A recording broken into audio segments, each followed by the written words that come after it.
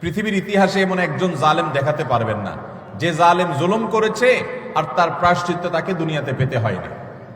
পৃথিবীর ইতিহাসের সর্বপ্রথম জালেম, মানব সভ্যতার মানব ইতিহাসের সর্বপ্রথম জালেম ছিল কাবিল। আদম আলাইহিস সালামের ছেলে কাবিল, সে জুলুম করেছে নিজের আপন ভাই হাবিলের প্রতি। আল্লাহ তাআলা তার মুখ উন্মোচন করে দিয়েছেন, তাকে অপমান অপদস্থ করেছেন, তার এই কুকর্ম আল্লাহ তাআলা ফাঁস করে দিয়েছেন। এটি ছিল আল্লাহর পক্ষ থেকে তার জন্য দুনিয়ার শাস্তি, আখিরাতের শাস্তি তো আছেই। পৃথিবীর ইতিহাসে বহু জালেম গিয়েছে, নমরুদ জুলুম করেছে, আবু জাহাল জুলুম করেছে, উতবা সাহেবা জুলুম করেছে, অনেক পরাশক্তি জুলুম করেছে। আল্লাহ তাআলা তাদের প্রত্যেককে অপদস্থ করেছেন, অপমান করেছেন, তাদের মুখ সম্মোচন করেছেন, তাদের শাস্তি দিয়েছেন।